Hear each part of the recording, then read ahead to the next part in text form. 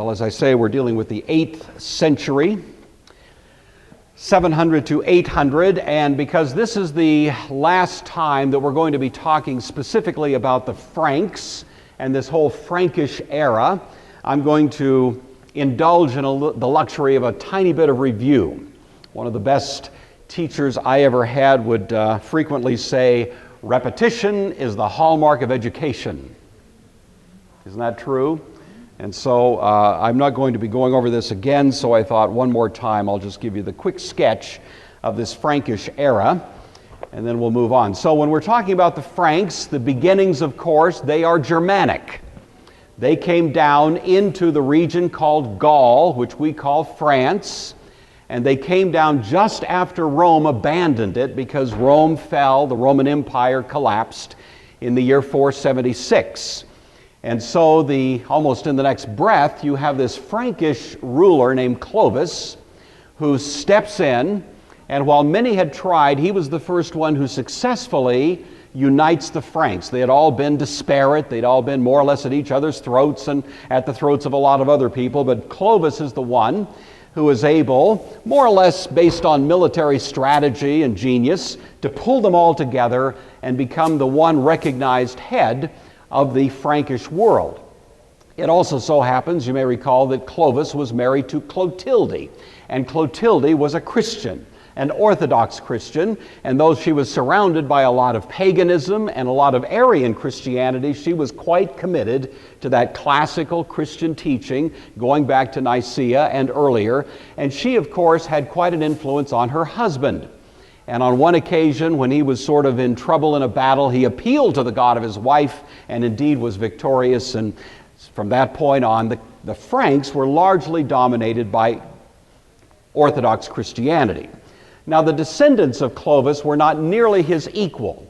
And so you begin to see a devolving of the quality of leadership in the Frankish world, and these kings became increasingly self-absorbed and sort of short-sighted, and so as a political necessity, you began to see developing in the Frankish world another office which came to be called the mayor of the palace. It'd be something like the prime minister. The do-nothing kings were doing less and less, and these guys would step up. This was not a hereditary status, so these guys would more or less get into this position based on demonstrated competence.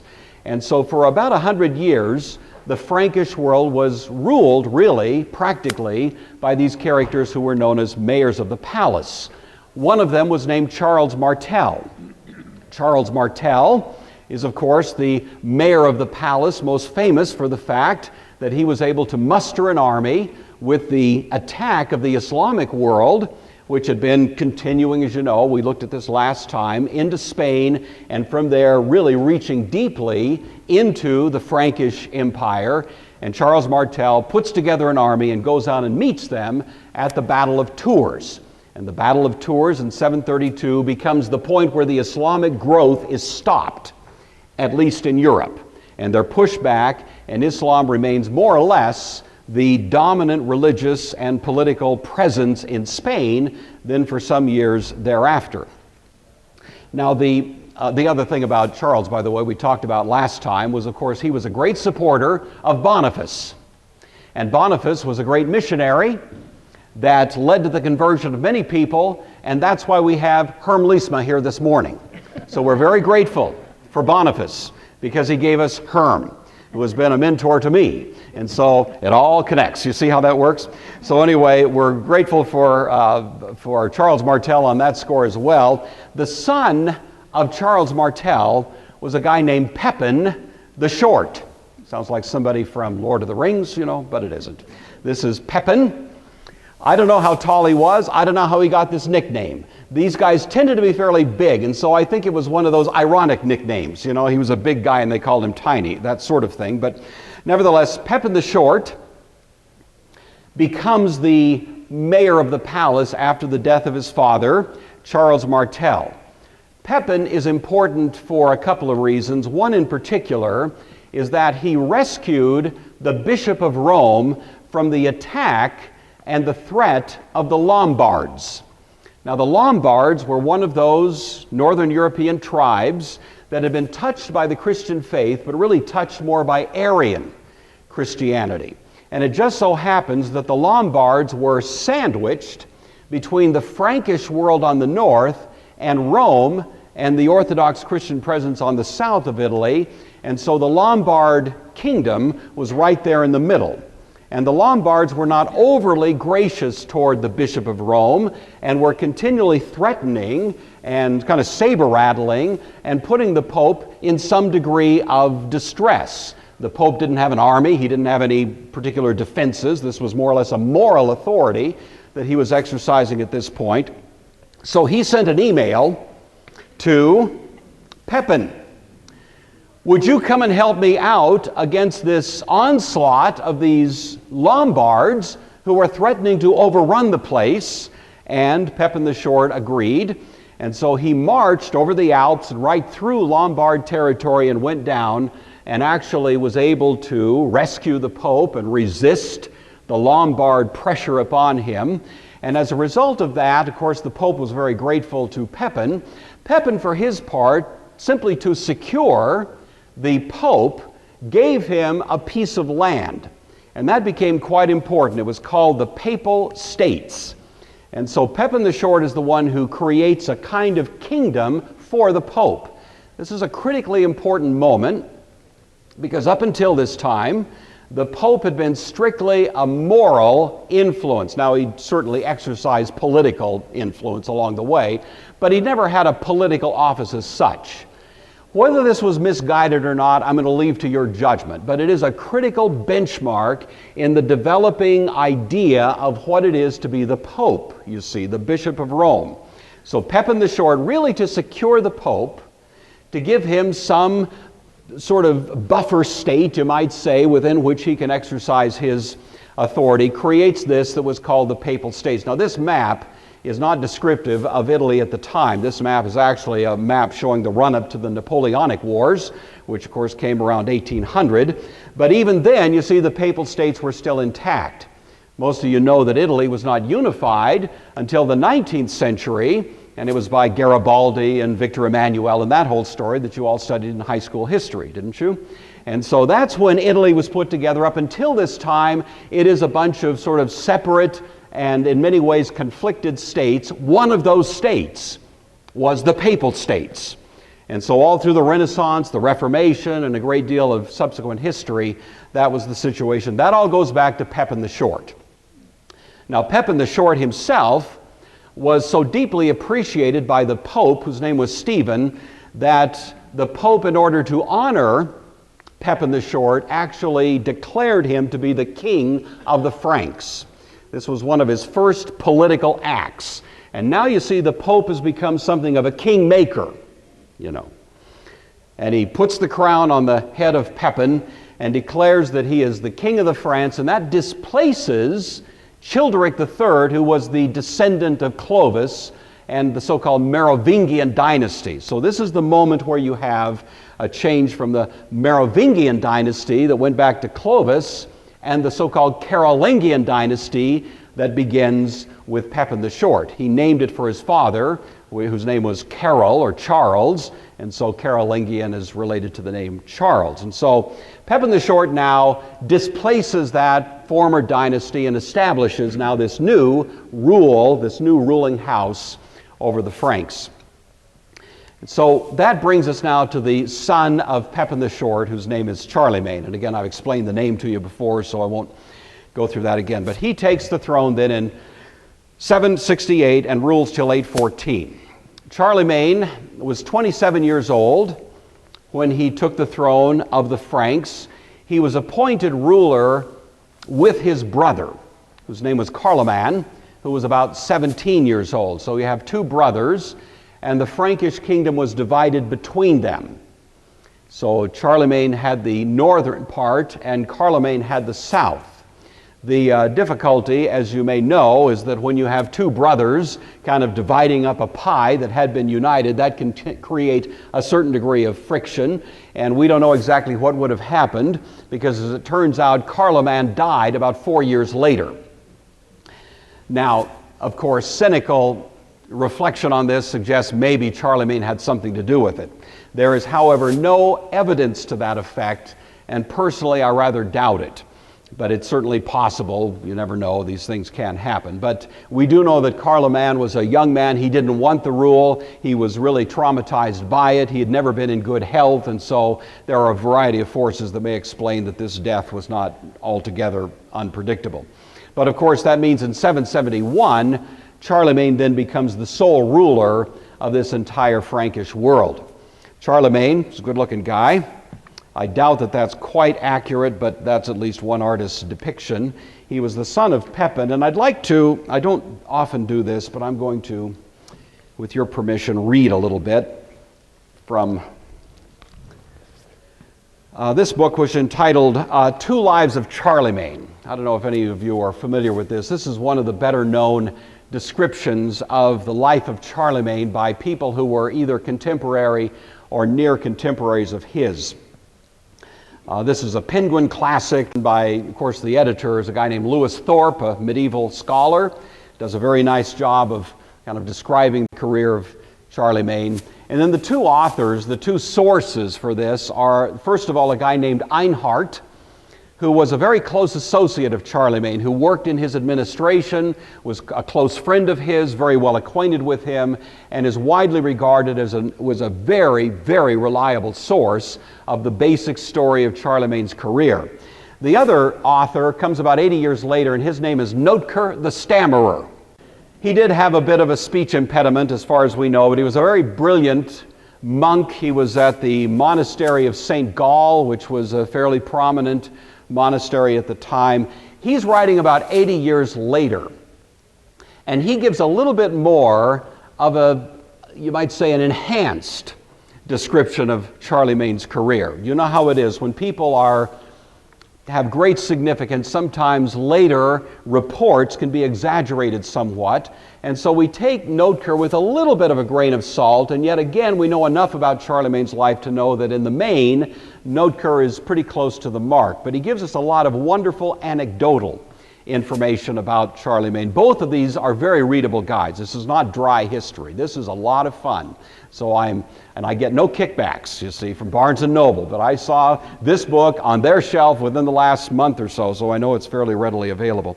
But I'd like to read to you the description, just the physical description of Charlemagne here, and then you can see if our picture does him justice. This is from Einhard, who knew him well, was a close associate through most of his career. Quote, "The emperor was strong and well-built. He was tall in stature, but not excessively so, for his height was just 7 times the length of his own feet." And most people would put that a little over 6 feet tall, which for those days was pretty tall. That would be noticeably a person of height. "The top of his head was round, and his eyes were piercing and unusually large. His nose was slightly longer than normal. He had a fine head of white hair, and his expression was gay and good-humored. As a result, whether he was seated or standing, he always appeared masterful and dignified. His neck was short and rather thick, and his stomach was a trifle too heavy. But the proportions of the rest of his body prevented one from noticing these blemishes. His step was firm, and he was manly in all his movements. He spoke distinctly, but his voice was thin for a man of his physique. His health was good, except that he suffered from frequent attacks of fever during the last 4 years of his life, and towards the end he was lame in 1 foot. Even then, he continued to do exactly as he wished, instead of following the advice of his doctors, whom he came positively to dislike, after they advised him to stop eating roast meat, to which he was accustomed, and to live on stewed dishes." So he had a mind of his own. A couple other just short quotes here. He spent much of his time on horseback and out hunting, which came naturally to him, for it would have been difficult to find another race on earth who could equal the Franks in this activity. His dress is described by Einhard as follows. "On feast days, he walked in procession in a suit of cloth of gold with jeweled shoes, his cloak fastened with a golden brooch, and with a crown of gold and precious stones on his head. On ordinary days, his dress differed hardly at all from that of common people. In other words, for the most part, he went around in jeans and a t-shirt, but if he had to dress up, he did. During his meals, he would listen to a public reading or some other entertainment. Stories would be recited to him, or the doings of ancients told him. He took great pleasure in the books of St. Augustine, and especially in those which are called the City of God. During his meals, when others would often have music or some other entertainments, for him, music was the reading of St. Augustine, and especially he liked the City of God. Einhard says he spoke easily and fluently and could express with great clarity whatever he had to say. He was not content with his own mother tongue, but took the trouble to learn foreign languages. He learnt Latins as well, so well that he could speak it as fluently as his own tongue. He understood Greek better than he spoke it. He was eloquent to the point of sometimes seeming almost garrulous. So he was multilingual, a brilliant man. Charlemagne practiced the Christian religion with great devotion and piety, for he had been brought up in this faith since his earliest childhood. And then one more, pardon me for reading so much, but I can't improve on these wonderful descriptions. This is the last quote then from Einhard. He was most active in relieving the poor, and in that form of really disinterested charity which the Greeks called eleisimusa, which is a word that simply means heartfelt mercy. He gave alms not only in his own country and in the kingdom over which he reigned, but also across the Sea of Egypt, Syria, Africa, Jerusalem, Alexandria, and Carthage. Wherever he heard that Christians were living in want, he took pity on their poverty and sent them money regularly. It was indeed precisely for this reason that he sought the friendship of the kings beyond the sea, for he hoped that some relief and alleviation might result for these Christians living under their domination. So it gives you a little flavor of the sort of character that he was. In some ways, it's hard to do a chronology of Charlemagne's career because, in a sense, everything's happening all the time, all at once. And so I'm just going to try to highlight a few themes, one of which is simply, this may be the most mundane, but it would be incomplete if I didn't at least mention some of the wars in which he was involved. If you look at his kingdom, this is the Frankish Empire, and there's really three fronts upon which he was constantly finding himself involved in military conflict. One was to the north, regarding these who were called the German Franks in a region that was called Saxony. I mentioned this last week. Boniface had quite a remarkable career in Saxony, and a great deal of that region was touched by his ministry and more or less brought into the influence of the Christian faith. Much of it, however, remained outside Frankish control and outside the influence of the Christian message, and these people were hostile. And so there was a constant attempt, in a sense, to intrude into Charlemagne's regions, and these raiding parties and that kind of thing would take place. And of course, Charlemagne, as king, was responsible to try to respond to that. And so it was conflicted for about 30 years, actually. There were ongoing conflicts, almost a constant state of war. But gradually, Charlemagne got the upper hand, so that by the end of his reign, 814, all of this region had been brought under the Frankish control, and so this was an expansion in that direction. Down to the southwest, this little buffer state that's called the Spanish March separates the Frankish region on the one hand from Spain on the other.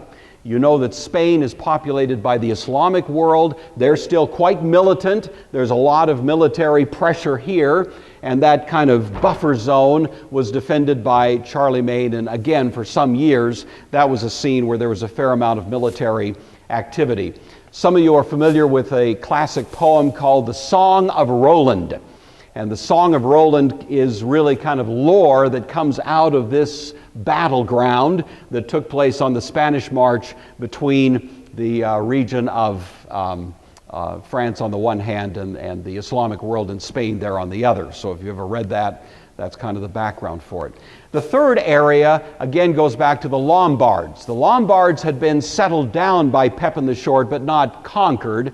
They continue to be restive. There is military engagement there. And over about the first 10 years of his reign, Charlemagne is able to successfully establish a peaceful relationship with them, not altogether peaceful means, but by the time it was over, the Lombards had been brought into the Frankish kingdom and more or less had been occupied now by Orthodox Christian presence, teachers, and so on, so that they ceased to be at least officially Arian. And that did, of course, unite the Christian world rather dramatically. You've got the Frankish Empire, this region that had been Lombard, and then Italy down to the south. So it really does expand rather dramatically the footprint, you might say, of Christian Europe as a result of the efforts of Charlemagne. Charlemagne, because of his successes in dealing with the Lombards, was given a great honor by the Pope in the year 800. So this is probably the most famous incident in Charlemagne's career.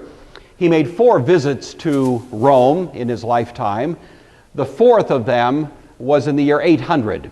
And on Christmas Day in the year 800, he was, as the story goes, worshiping there in the cathedral of St. Peter in Rome. And unbeknownst to him, and quite to his surprise, the Pope puts a crown on the head of Charlemagne and announces he is the Roman emperor.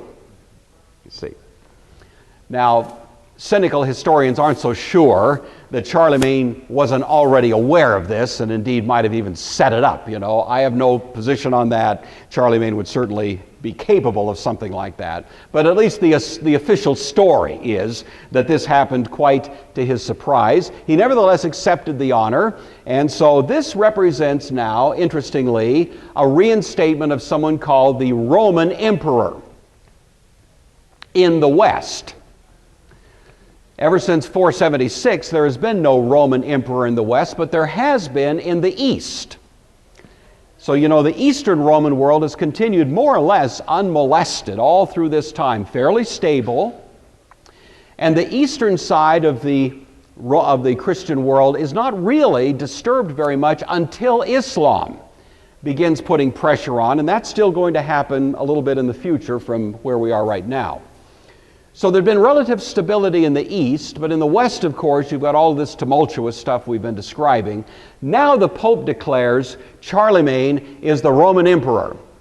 And it didn't take long for the guy in the East, who also had that title, to hear about it and become a little bit concerned that Charlemagne was going to use this as an excuse to try to reunite the entire Roman world, you see. Charlemagne immediately sent very cordial letters to the Eastern ruler saying he had no such intentions, that he regarded his brother ruler in the East as an equal, and that he hoped the two of them could, in a kind of coordinated effort, make Christianity the dominant religion in the world, and that they could work together, etc. So he doesn't do anything that would be viewed as provocative or otherwise challenging to that status quo. So that's rather the kind of high point, I'd say, and most people are familiar with that, if anything, from his career. This does represent the reinstatement of a Roman political power. This is not what's called the Holy Roman Empire. Some people think that goes back to Charlemagne. The term Holy Roman Empire comes a little later, after Charlemagne's death, and indeed after the death of some successors of his, and is related more to the Germanic rule that would come next after the Frankish Empire becomes a little bit less important. So that's still in the future. But it does represent at least an attempt to recreate what you might call the Roman Empire. Probably more interesting for us is Charlemagne's commitment to education, to a very enlightened understanding of his responsibility as a ruler to his people. And it gives rise to a famous little incident that again is reported for us, not this time by Einhard, but by Notker. And again, with your permission, I'd like to read briefly from his account of this. And it'll give you a flavor of Notker, and I hope it will inspire you to do a little more reading in him, because it's just a lot of fun. It's just wonderful, inspiring, good reading, And so here it is. This is just after Charlemagne has been given the name Roman Emperor, so it's about the year 800, 801, right in that very early time frame after those events. And this comes to us then from Notker, And he says the following, quote, "At the moment when Charlemagne had begun to reign as sole king in the western regions of the world, two Scots from Ireland happened to visit the coast of Gaul in the company of some British traders. These men were unrivaled in their knowledge of sacred and profane letters at a time when the pursuit of learning was almost forgotten throughout the length and breadth of Charlemagne's kingdom, and the worship of the true God was at a very low ebb. They had nothing on display to sell, but every day they used to shout to the crowds in the marketplace, quote, 'If anyone wants some wisdom, let him come to us and receive it. For it is wisdom we have to sell.'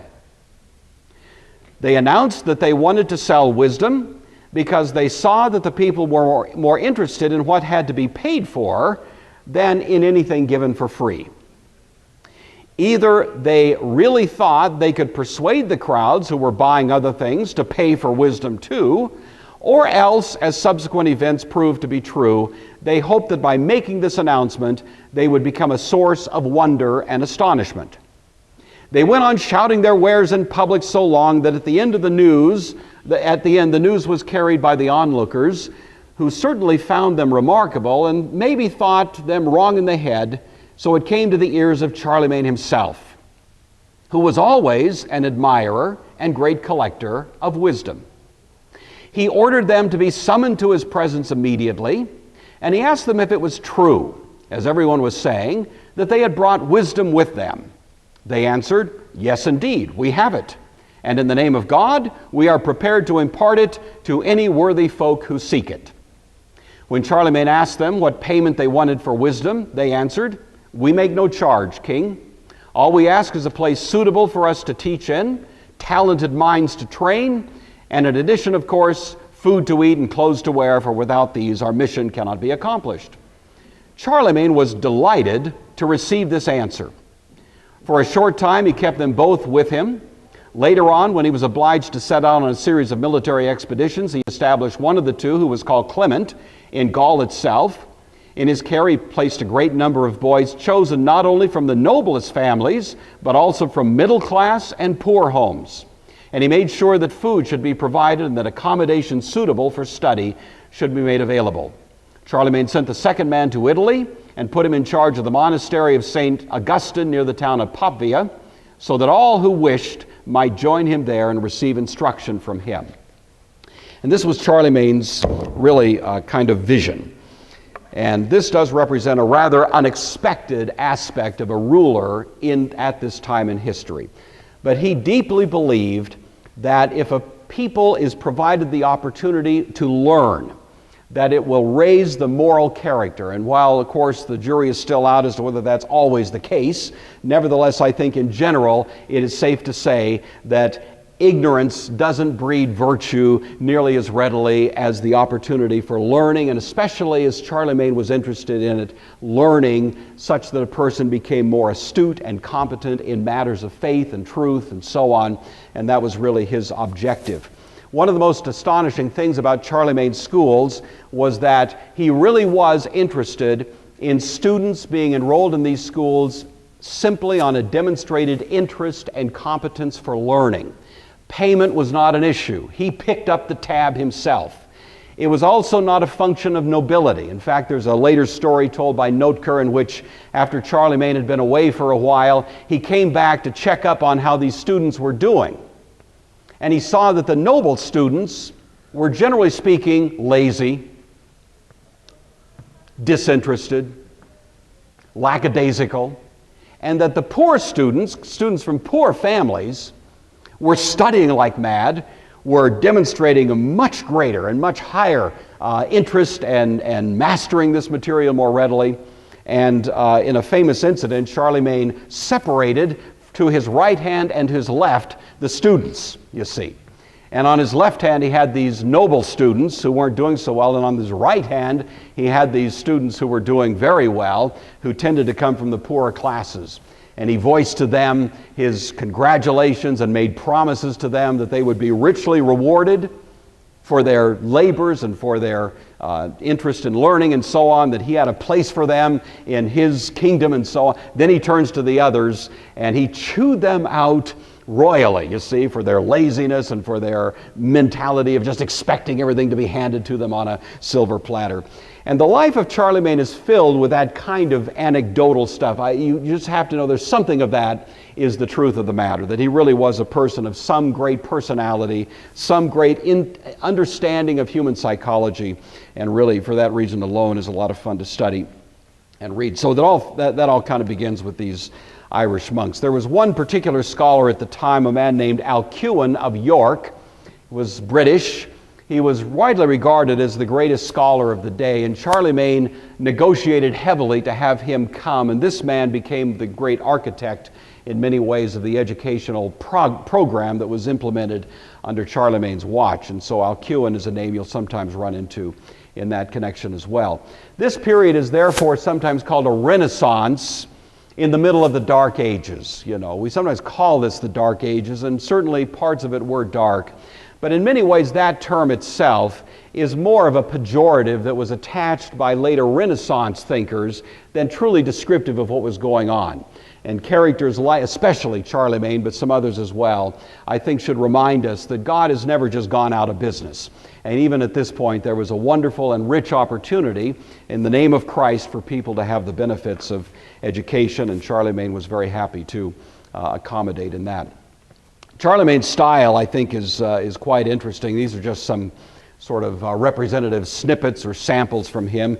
He would always sign his name on official documents, Charles, by the grace of God, King of the Franks. That was the standard way that he referred to himself.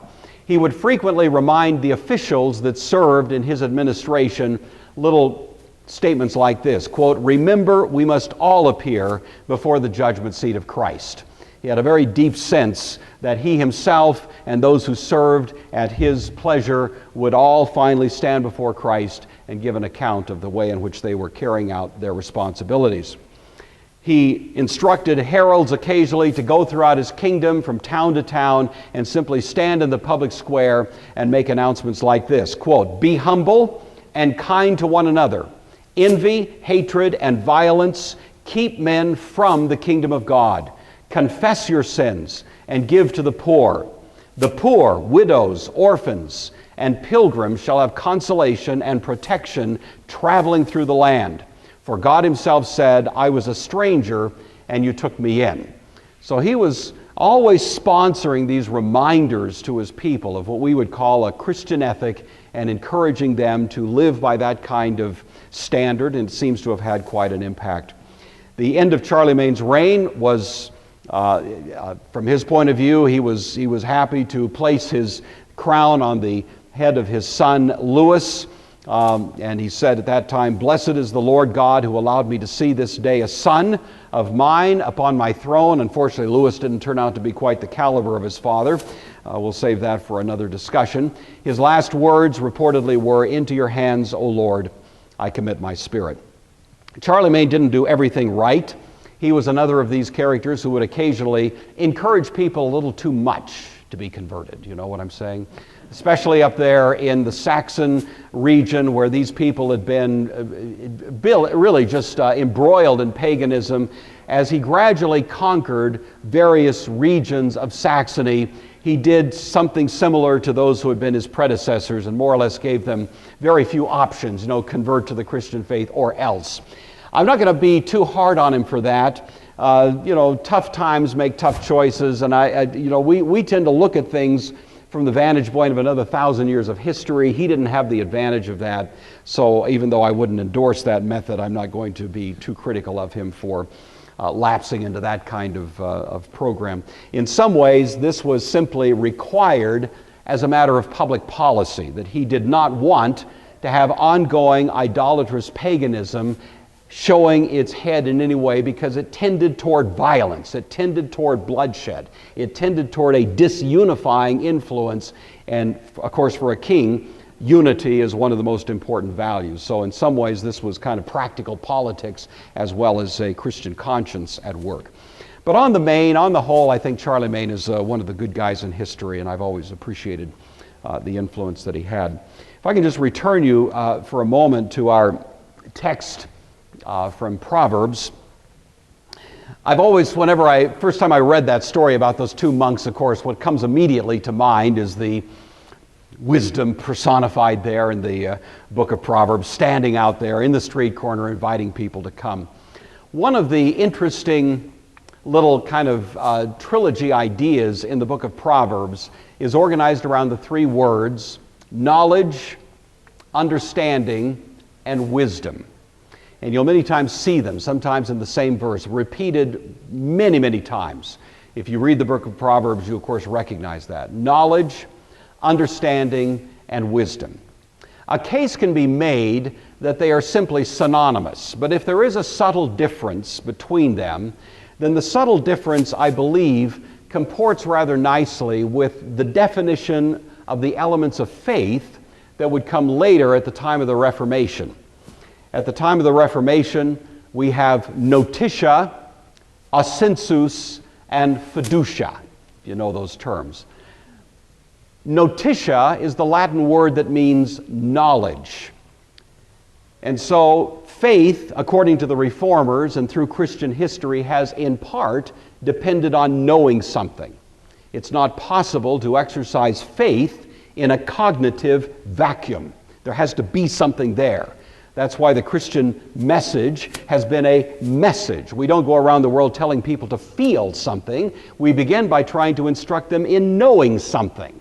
They may feel something eventually, but they can't feel anything about something they don't know, you see. And so we proclaim a gospel, good news, notitia, a message, knowledge.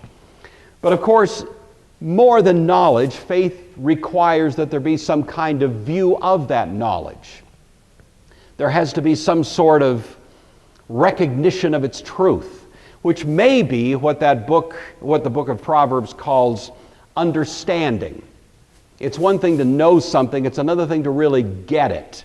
That is to say, to recognize its truth. That's what the Reformers called assensus, to assent to its truth. It's one thing to know the proposition, Jesus died on a cross 2,000 years ago and claim to be dying in the place of sinners or some such thing. It's another thing to actually believe that's true, to actually embrace the truth of that and accept it. But even that doesn't quite get us to full-orbed faith. And so the book of Proverbs also refers to wisdom. And wisdom has not so much to do with simply knowing something or even believing something, but truly acting upon it. Entrusting myself to it. And that's what the Reformers call fiducia. You know the word fiduciary. A fiduciary is somebody in whom you entrust your interests, a trustee, a fiduciary. And the sense the Reformers had in mind was that you need to make the gospel, which is another way of saying you need to make Christ your fiduciary. You entrust yourself to Him. You put yourself in His care. Not just knowing, not just believing, but actually acting in a way that embraces that. I like all of those qualities because I think they all do describe Charlemagne. I think he was more than just a student. He was more than just someone that believed the truth of it. I really do think, as you look at his life, that he was attempting as much as he could to entrust himself into the care of this message that meant so much to him. But of course, it also raises the question for each of us, doesn't it? We can know it, we can believe it. Have you truly entrusted yourself to it? I would expect that in this room, everybody here has done so, but it never hurts to ask yourself the question one more time, does it? It never hurts to go back and just revisit that one more opportunity. Have I really entrusted myself to Christ? I had a conversation some years back with a guy that at the time was a shirt-tail relative of mine, and we were both fresh out of college, and he was an atheist and I was a Christian. And we had gone round and round on this topic more than once. He had grown up, I'm sorry to say, Presbyterian, and I had grown up Baptist. I don't know what the significance of that is, but we had this conversation, and after about 2 hours, we reached this juncture. I'd been trying to convince him of the Christian faith and its truth and how he should entrust himself to it and so on, and he was resistant and backpedaling and putting up all the defenses, and you know how those conversations go. And we sort of reached an impasse at a certain point. And at that point I said to him, I was probably 23 and he was probably 24. That was kind of the time frame. And I said to him, you know something, I think that you have a pretty good idea of what the Christian message is. And having grown up in a good Presbyterian church, he readily agreed. And then I said to him, I actually think if you were honest with me, down deep inside, you would admit you believe it's true.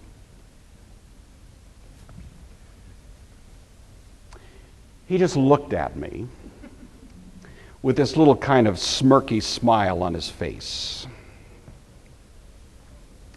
And then I said to him, I think, Mark, you just don't like it.